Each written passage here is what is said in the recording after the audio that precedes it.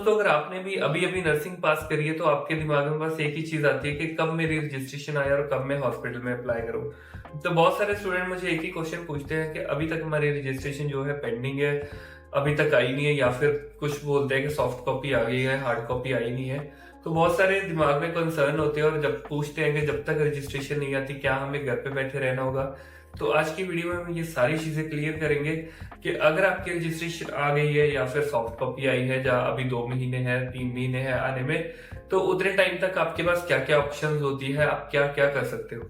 तो सबसे पहले एक चीज़ मैं आपको कंफर्म कर दूं कि जब तक आपकी रजिस्ट्रेशन नहीं आती है, आपको घर पे बैठने की ज़रूरत नहीं है। 5 चीज़ें हैं जो आप कर सकते हो अपनी रजिस्ट्रेशन के बिना भी। तो सबसे जो पहली चीज़ है वो है गवर्नमेंट की प्रिपरेशन। बहुत सारे स्टूडेंट का सपना होता है नॉर्सेट क्लियर करना या फिर स्टेट गवर्नमेंट क्लियर करना और वहाँ पे काम करना हॉस्पिटल में। तो उन स्टूडेंट के लिए ये जो टाइम होता है 3-4 महीने का, यूटिलाइज करने का बहुत अच्छा मौका होता है। अगर आपके भी दिमाग में यही है कि मुझे गवर्नमेंट में ही जाना है और मैं प्राइवेट सेक्टर में काम नहीं करना चाहता हूँ, तो चुपचाप आप अपनी गवर्नमेंट की तैयारी करना स्टार्ट कर दो। जैसे ही आप एग्जाम दे देते हो, एग्जाम के तुरंत बाद गवर्नमेंट की तैयारी करना स्टार्ट करो। 3-4 महीने में आपकी रजिस्ट्रेशन आएगी। वो 4 महीने अगर आपने अच्छे से तैयारी करी, तो मे बी वो 4 महीने के बाद कोई गवर्नमेंट का एग्जाम आए, आप भरो और हो सकता है आपकी किस्मत चमक जाए। मतलब अगर आपने ऑब्वियसली अच्छे से पढ़ाई करी होगी तो जरूर आप गवर्नमेंट भी क्रैक करोगे। तो दूसरा जो काम है जो आप इस टाइम पे कर सकते हो, जो कि बहुत सारे स्टूडेंट करते हैं, वो है कोई भी छोटा नर्सिंग होम या फिर लेस देन 50 बेड का हॉस्पिटल ज्वाइन करना। अभी यहाँ पे सबसे बड़ी एक गलती आप क्या करते हो कि कई बार आप क्या करते हो, अपने घर के बिल्कुल आसपास कोई हॉस्पिटल ज्वाइन करते हो। वो चाहे नर्सिंग होम है, चाहे वो मतलब अगर छोटे एरिया में कोई हॉस्पिटल है, तो ऑब्वियसली सैलरी बहुत कम होती है। जैसे कि अगर मैं पंजाब की एग्जांपल दूं, तो वहां पे जब मैंने हॉस्पिटल ज्वाइन करा था, 180 या 200 बेड का हॉस्पिटल था, लेकिन स्टिल वहां पे सैलरी जो है 5,500 थी। तो बहुत ही कम सैलरी में मैंने 1 साल काम किया। तो आप ये ट्रैप में कभी नहीं फंसना है। अगर आपकी रजिस्ट्रेशन नहीं आई है, तो आप कोशिश करो दिल्ली वाली साइड पे, नोएडा वाली साइड पे, गुड़गांव वाली साइड पे, जो आपको पास में पड़ती है, जैसे यहाँ की रजिस्ट्रेशन आपके पास होगी, है ना। जैसे अगर आपने यूपी से करा तो यूपी की रजिस्ट्रेशन आपके पास आएगी। तो उतने टाइम के लिए आपको क्या करना है, यूपी की साइड पे काम ना करके आपको नोएडा में आके कोई छोटा सा हॉस्पिटल देखना है जो 20, 30, 50 बेड का है, जहाँ कोई नर्सिंग होम देखना है, यहाँ पे आप काम कर पाओ। वहां पे काम करके आपको अच्छी सैलरी भी मिल जाएगी, ठीक है। मतलब अराउंड 12,000 से तो ऊपर ही मिलेगी ना, 12, 13, 14, 15 कुछ भी हो सकती है। तो इतनी सैलरी अगर आपको मिल रही है तो आप बिल्कुल जा सकते हो। लेकिन अगर आपके दिमाग में ये चीज आती है कि अभी तो हमने पास आउट ही करा है, हमें तो पता भी नहीं क्वेश्चंस कैसे आते हैं, हम तो इंटरव्यू क्लियर नहीं कर पाएंगे, इसलिए हम 15,000 की नौकरी नहीं करना चाहते, हम अपनी 2, 3, 4, 5,000 वाला ही कर सकते हैं। तो ये एक्सक्यूज जो है बिल्कुल बेकार है। अगर आपने जीएनएमबीसी करी, इतने पैसे लगाए हैं, तो 3-4 हजार पे काम करने से अच्छा है 14-15 हजार पे काम करो, सीधा 10,000 सैलरी भी बढ़ जाएगी। अब दिमाग में अगर ऐसा है कि मैं इंटरव्यू नहीं क्लियर कर पाऊंगा, तो भी कोई दिक्कत नहीं है, आप मेरा कोर्स ज्वाइन कर सकते हो। तो कोर्स के प्राइस मैंने ये दिवाली मंथ में बहुत ही कम कर रखे हैं। अगर आपको करना है, अगर आप बिल्कुल फ्रेशर हो, अगर आपको कोई एक्सपीरियंस नहीं है, तो कोर्स की फीस आपके लिए थोड़ी सी और कम हो जाएगी और आपके लिए बहुत अच्छा मौका है। आपको मैं 7 डेज के अंदर अंदर रेडी कर दूंगा, रेडी करके आपको हॉस्पिटल में भेज दूंगा। अगर आपकी रजिस्ट्रेशन आई है या आने वाली है या अभी आई नहीं है, तो भी आप मेरा कोर्स ले सकते हो, क्योंकि कोर्स की जो वैलिडिटी है वो अनलिमिटेड है। चाहे आपको 10 साल के बाद में मेरी जरूरत है, आप कभी भी मेरे साथ कांटेक्ट कर सकते हो। चाहे आपको कभी हॉस्पिटल चेंज करना है, कुछ भी हॉस्पिटल के रिटर्न पेपर चाहिए, सबके लिए आप मेरे साथ हमेशा के लिए कांटेक्ट कर सकते हो, अगर आप मेरा एक बार कोर्स ज्वाइन कर लेते हो।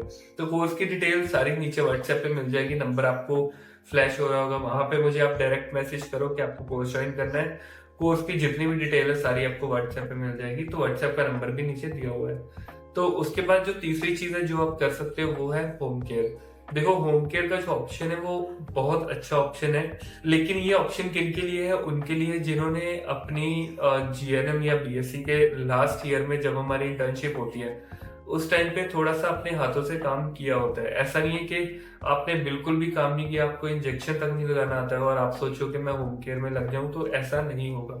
होम केयर में करने के लिए, होम केयर में जॉब करने के लिए आपका एक्सपीरियंस थोड़ा सा होना चाहिए, पेशेंट की बेड साइड का, आपको मेडिसिन देने का पता होना चाहिए, ये सारी चीजों का आपको पता होना चाहिए, और फिर ही आप होम केयर ज्वाइन कर सकते हो। होम केयर ज्वाइन करते ही आपको 30,000 से भी ऊपर सैलरी मिल जाती है।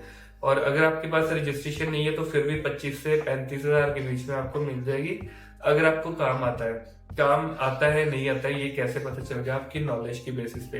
अपनी नॉलेज बढ़ाओ, अपनी प्रैक्टिकल नॉलेज बढ़ाओ, अपनी थ्योरी की नॉलेज बढ़ाओ, है ना। प्रैक्टिकल के लिए आप अपने यहाँ पे भी आपकी इंटर्नशिप लगी है, अच्छे से काम करो, हर चीज एक्सप्लोर करो, जितनी कर सकते हो उतनी पढ़ाई करो।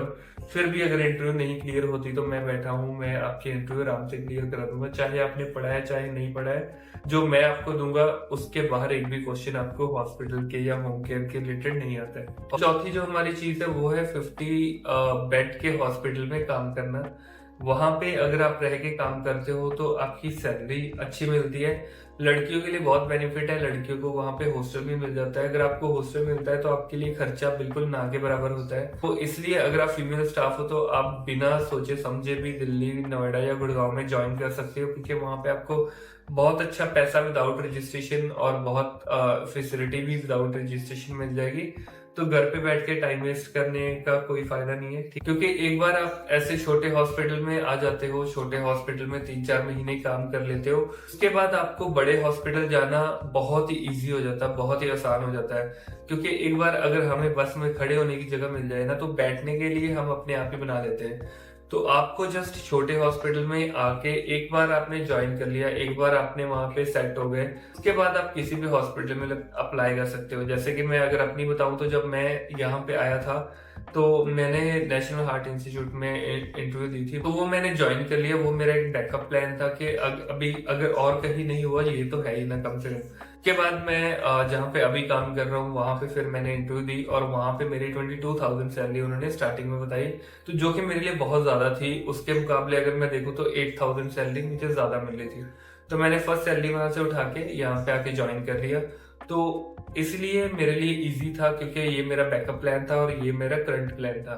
तो आप भी ऐसे ही कर सकते हो, पहले छोटे हॉस्पिटल में आओ, वहां से फिर आप साथ साथ में इंटरव्यूज देते रहो, फिर बड़े हॉस्पिटल में ज्वाइन करो, क्योंकि बड़े हॉस्पिटल में ज्वाइन करना बहुत इजी होता है अगर आप यहाँ पे आ जाते हो तो फिफ्थ जो सबसे मोस्ट इंपॉर्टेंट पॉइंट है वो है, अगर आप फ्री हो तो अपनी लैंग्वेज के ऊपर काम करो। लैंग्वेज मतलब आप अपनी इंग्लिश के ऊपर काम करो। मैं आपको ये सजेस्ट करूंगा कि अगर आपने गवर्नमेंट की प्रिपरेशन भी नहीं करनी, आपको होम केयर में भी नहीं करना, आपको छोटे हॉस्पिटल में भी ज्वाइन नहीं करना, कहीं नहीं करना है, तो एटलीस्ट अपनी इंग्लिश की क्लासेस जरूर लो। इंग्लिश की क्लासेस लेना बहुत जरूरी इसलिए है क्योंकि दिल्ली जैसी जगह पे अगर आप आते हो और आपको इंग्लिश आती है, आपकी नॉलेज चाहे कम है लेकिन आपको इंग्लिश आती है, तो आपको आराम से हॉस्पिटल वाले हायर कर लेते हैं।